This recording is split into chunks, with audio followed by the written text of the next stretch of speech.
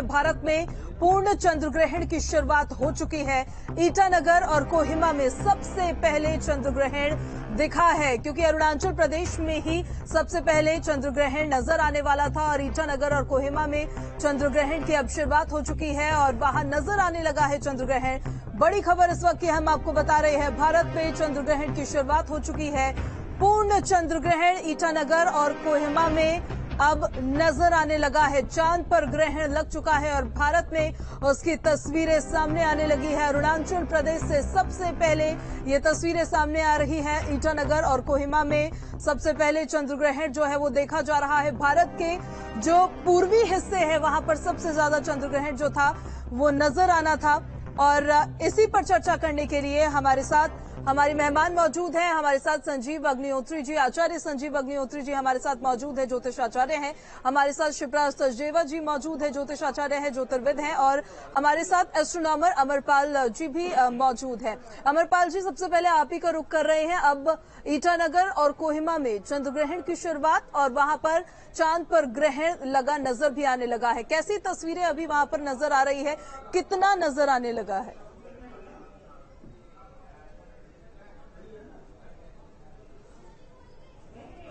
अभी देखिए टच करना शुरू किया है, जो पृथ्वी की छाया है उसने धीरे धीरे करके, और वो कुछ समय बाद जो है पूरी तरह से उस पर जो है अंबरा जो है काली जो पृथ्वी की छाया बनेगी। क्योंकि होता क्या है, चंद्र ग्रहण है क्या, पहले तो इस चीज को समझना बहुत जरूरी हो जाता है। ये खगोलीय घटना होती है और इस खगोलीय घटना में 3 बॉडी एक सीध में आती है, तब ये घटना घटित होती है। एक तरफ होता है आपका सूर्य, बीच में पृथ्वी आती है, तो सूर्य का प्रकाश जो है वो सीधा आपके मून पर पड़ रहा होता है।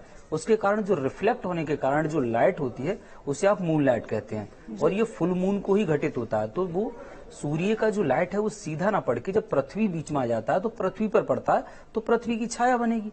तो जब पृथ्वी की छाया बनेगी, वो छाया पृथ्वी की छाया जो है आपके मून के सरफेस पर पड़ती है, पृष्ठ पर। तो अब धीरे धीरे करके जो है वो छाया पड़ना शुरू हो गई है। उसके बाद में कुछ समय बाद जो है कंप्लीटली जो है डार्क शैडो जिसे कहते हैं अंबरा विज्ञान की भाषा में, वो पड़ना शुरू होगी। उसके बाद में जो है पेनम्बरा, फिर एटम्बरा। तो ये जो है 3 प्रकार के ग्रहण होते हैं। उनमें जब काली छाया के बीच में पूरी तरह से आ जाता है आपका मून जो है, तो वो अंबरा में होता है और धीरे धीरे करके वो पेनम्बरा से होते हुए अंटम्बरा में होते हुए जो है खत्म हो जाता है। तो अब जो है यहाँ पर शुरू होना शुरू हो गया, तो कुछ समय बाद पूर्ण चंद्र ग्रहण आप लोगों को दिखाई देगा। जी ठीक है, कितना समय और रह गया है अमरपाल जी? आप जिस डार्क शेडो की बात कर रहे हैं, कब तक वो कंप्लीटली पूरी पड़ जाएगी?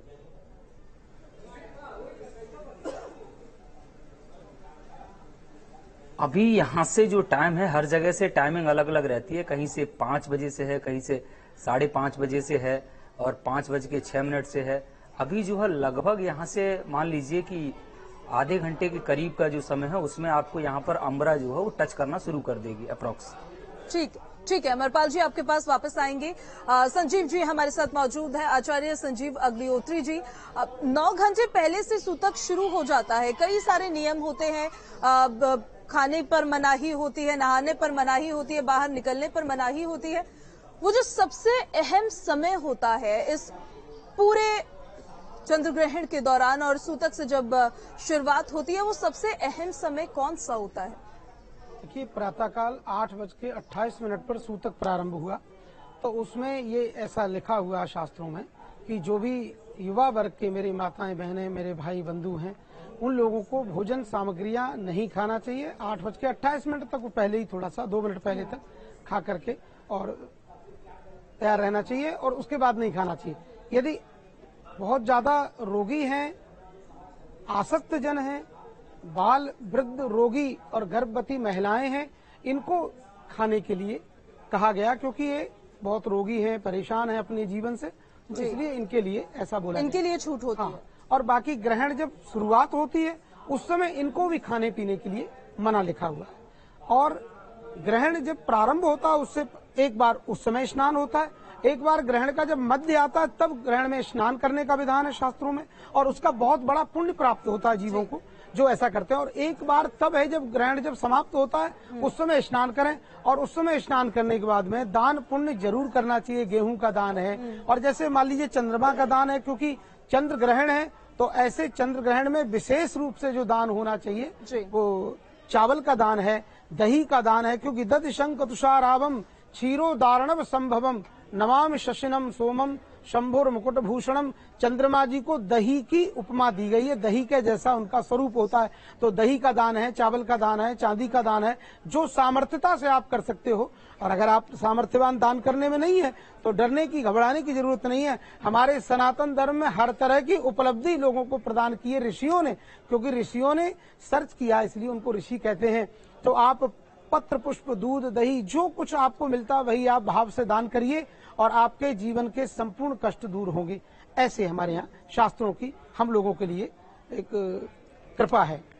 ठीक है, आपके पास मैं वापस लौटूंगी और मुझे आपसे ये भी जरा समझना था कि जो लोग बाहर जॉब करने के लिए जाते हैं, क्या उन लोगों को भी सूतक के सारे नियम जो होते हैं वो फॉलो करने होते हैं? वो सब चीजें भी आप बताइएगा। लेकिन शिप्रा जी आपके पास आ रही हूँ।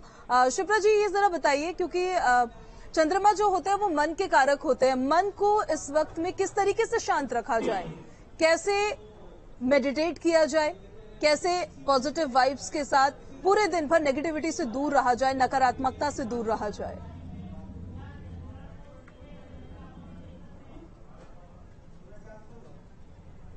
देखिए, मन का जो कारकेश होता है चंद्रमा होता है, और इसको कंट्रोल करने के लिए जो सबसे अच्छा उपाय होता है वो चैंटिंग होती है।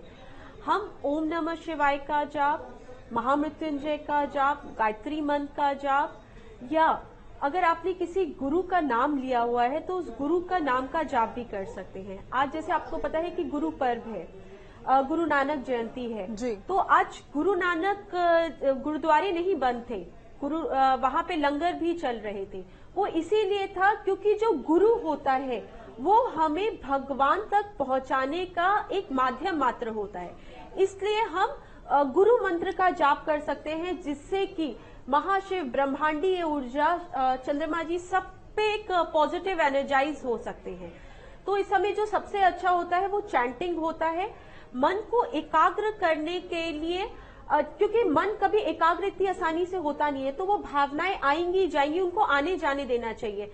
लेकिन हमें चैंटिंग करनी चाहिए, और अगर हम खुद चैंटिंग नहीं कर सकते तो हम सुन तो सकते हैं, हम YouTube पे लगा सकते हैं, हम या कोई भी किसी भी तरीके से लगा के चैंटिंग लगा ले। और वो चैंटिंग क्या करते हैं, हमारी एटमॉस्फेयर को पॉजिटिव करता है, और वो धीरे धीरे धीरे जब हम उस में रमने लगते हैं तो हमारा मन शांत होता है। शुरू में भावनाएं आएंगी जाएंगी, बहुत से ख्याल आएंगे जाएंगे, पॉजिटिव ख्याल आएंगे, नेगेटिव ख्याल आएंगे, उन ख्यालों को आते और जाने देना चाहिए। और धीरे धीरे आप देखेंगे कि आपका मन शांत होने लगेगा और आप पॉजिटिव होने लगेंगे।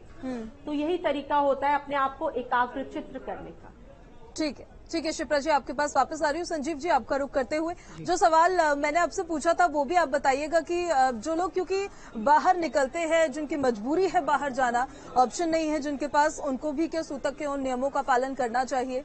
देखिए, यदि स्वस्थ जीवन है तो जरूर करना चाहिए, और अस्वस्थ है तो मैंने कहा कि आपको छूट दी गई है, आप उसमें थोड़ा बहुत कुछ ना कुछ ले सकते हैं।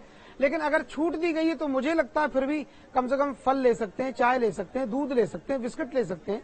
ज्यादा भोजन न किया जाए तो बहुत अच्छा, और बाकी एक दिन अगर बिना भोजन के भी रहा जाए, फल वगैरह लिए जाए, तो भी अंदर से स्वास्थ्य हमारा उत्तम बनता है। ये डॉक्टरों के माध्यम से भी है, तो ले सकते हैं। मजबूरी में सब कुछ किया जाता है, आपत्ति काले मर्यादा नास्ति। लेकिन फिर भी अगर स्वस्थ हैं और जीवन अगर जलपान से ही चल सकता है तो जरूर चलाएं।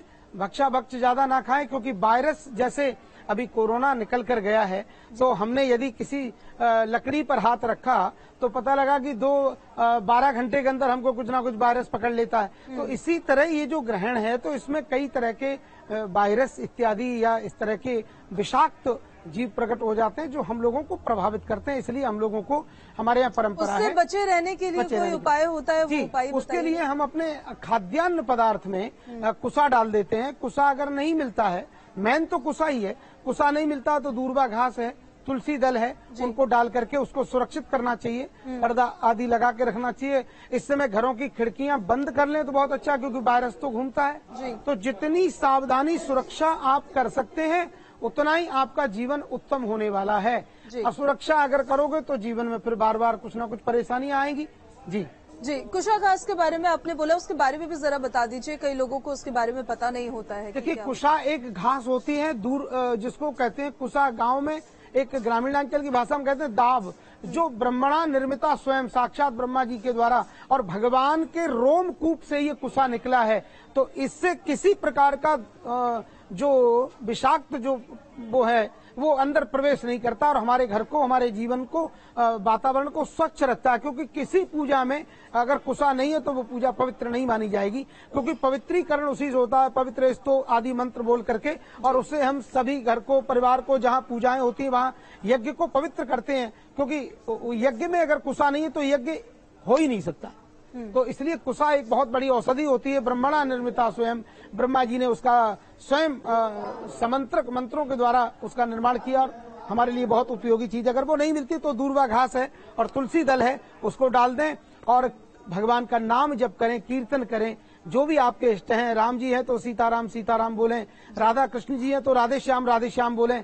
ज्यादातर ओम लगा करके मंत्रों को सभी को जपने का अधिकार नहीं होता है, तो वो मंत्र जपें जो मंत्र आपको ऊर्जा देंगे और तत्क्षण फल देंगे। आप सीताराम सीताराम, राधे श्याम जपें, शिवाय नमः जपें, ओम नमः शिवाय ना जपकर शिवाय नमः जपें। आपका कल्याण निश्चित होगा, आपके जीवन की परेशानियां दूर होंगी। क्योंकि हमारे यहाँ गोस्वामी तुलसीदास जी महाराज रामायण जी में लिखते हैं, भाभी हूँ मेट सकई त्रिपुरारी, आने वाली आपदा आपत्ति विपत्ति को भगवान शंकर ही उसको नाश करते हैं, मिटा देते हैं। इसलिए शिवाय नमः अथवा शिव शिव शिव इस मंत्र का नाम जपें। राधे श्याम ये मंत्र चलते फिरते, उठते बैठते, ड्यूटी में, गाड़ी चलाते समय कहीं भी जप सकते हो, इसमें दोष नहीं लगता है। ओम लगा करके मंत्र कहीं भी आप आसन के बिना नहीं जप सकते हैं, और गुरु जी के द्वारा यदि आपको प्रदत्त नहीं हुआ है तो आप वैसे भी आसन पर भी नहीं जप सकते हैं। ये वैदिक शास्त्रीय परंपरा है, इसलिए आप सभी को बोलता हूँ जी। ठीक है। शिप्रा जी, आपके पास मैं आऊंगी, उससे पहले अमरपाल जी का रुख कर रही हूँ। अमरपाल जी, अपडेट भी आप जरा बताइएगा कि कितना अब और ग्रहण नजर आने लगा है, इसी के साथ साथ ये भी कि कहाँ पे ये ग्रहण नजर आने वाला है।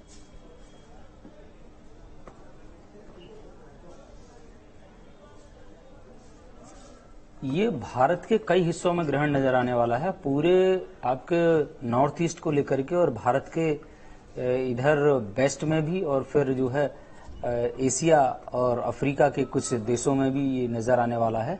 और अभी जैसा कि आप बता रहे हैं, यहाँ पर जो है वो लगना शुरू हो गया है, और यहाँ से जो पोजीशन है गोरखपुर से, वो 5:06 से यहाँ पर स्टार्ट होगा, और अप्रोक्स जो है वो 1 घंटे तक यहाँ पर जो है ग्रहण चलने का जो है संयोग है यहाँ पर।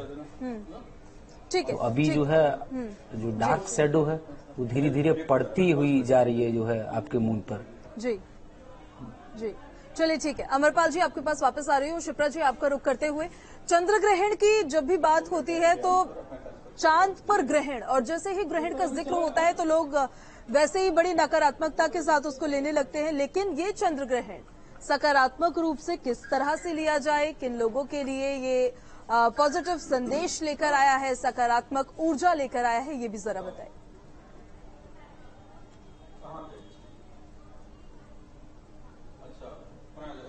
देखिए, ग्रहण कभी भी सकारात्मक ऊर्जा नहीं लाता है। ग्रहण का मतलब ही होता है कि ग्रसित होना। तो अगर चंद्रमा ग्रसित हो रहा है तो वो पॉजिटिविटी नहीं लाता है। लेकिन किस किस उस पे भाव में पड़ रहा है, आपकी कुंडली के अकॉर्डिंग वो किस भाव पे आ रहा है, इसके अकॉर्डिंग कभी कभी हम उसको थोड़ा सा पॉजिटिव भाव ले लेते हैं। लेकिन चंद्रमा का कभी भी पॉजिटिव इम्पैक्ट नहीं पड़ता है, वो चंद्र ग्रहण हो, सूर्य ग्रहण हो, क्योंकि वो ग्रसित हो रहा है। जैसे मैंने बताया, ये ब्रह्मांडीय ऊर्जा है, तो जब एनर्जी नेगेटिव हो रही है, वो ग्रसित हो रही है, तो वो पॉजिटिविटी कैसे दे सकती है। तो वो तो इस समय हम सब मनुष्य मिलके उसको पॉजिटिव कर रहे होते हैं, क्योंकि इस समय जितनी ज्यादा चैंटिंग होती है, जितनी ज्यादा मंत्रोच्चारण होता है, जितनी ज्यादा हम ईश्वर को एक एनर्जाइज कर रहे होते हैं, तो तब जाके ये चीजें जो होती है पॉजिटिविटी देती हैं। तो फिर कुछ राशियों के लिए शिप्रा जी ऐसा क्यों कहा जाता है कि इस चंद्र ग्रहण में इस राशि के जातकों को फायदा हो सकता है, किसी के लिए कहा जाता है कि उनको नुकसान हो सकता है, तो वो जो फायदा होता है वो किस एस्पेक्ट में सामने आता है?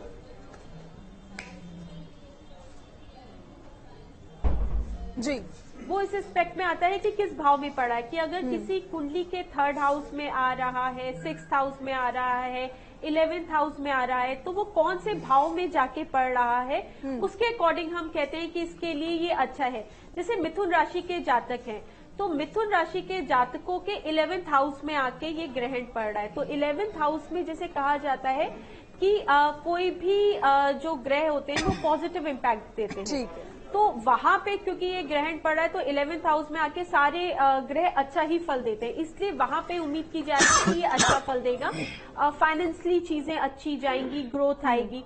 तो वो इस एंगल पे देखा जाता है कि कौन से हाउस में आके ये ग्रहण पड़ रहा है, तो उसके कारण हम इस चीज को एक पॉजिटिव इम्पैक्ट देखते हैं।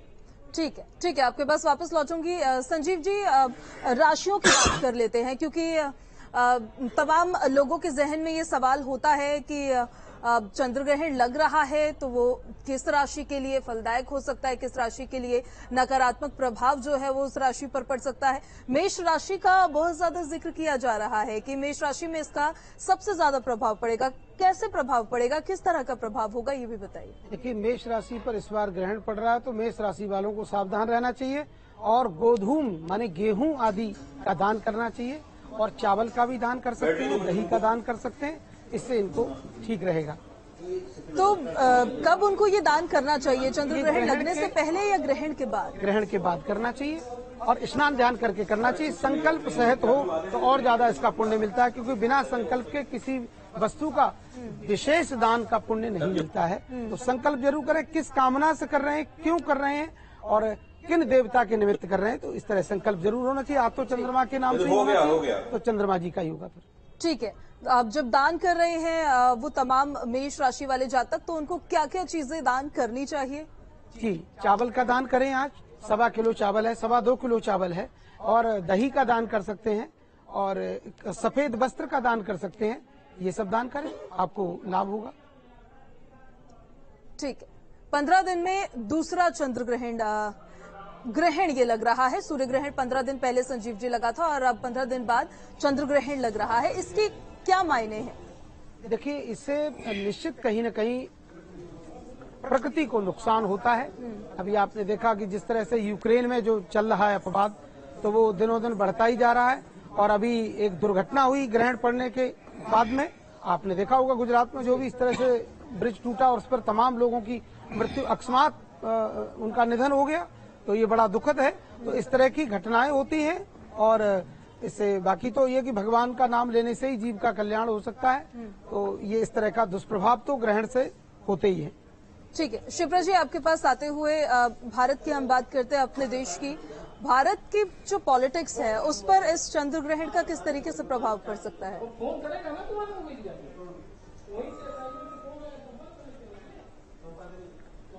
देखिए, क्योंकि सूर्य इस समय नीच का है और तुला राशि में बैठा हुआ है। इस समय तुला राशि में 4 प्लैनेट्स बैठे हुए हैं, सूर्य, बुध, शुक्र और केतु।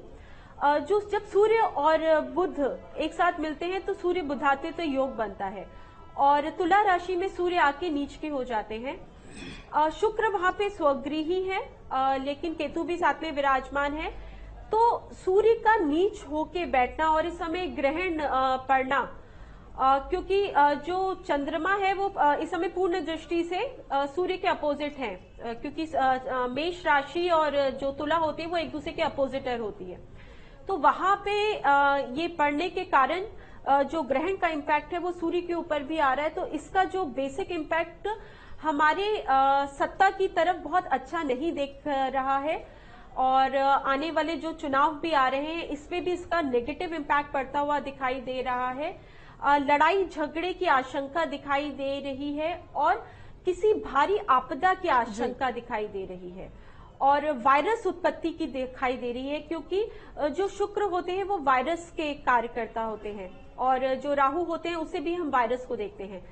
तो कहीं ना कहीं किसी बीमारी की आशंका भी हम जता रहे हैं। जी, ठीक है, ठीक है, ठीक है। आप सभी लोग बने रहिए हमारे साथ। फिलहाल वक्त एक छोटे से ब्रेक का हो रहा है। ब्रेक के उस पार हम आपको बताएंगे कि हर राशि पर इस चंद्र ग्रहण का किस तरीके से प्रभाव रहने वाला है, और धार्मिक मान्यताएं भी। रुक रहे एक छोटे से ब्रेक के लिए, जल्द वापस लौटते हैं।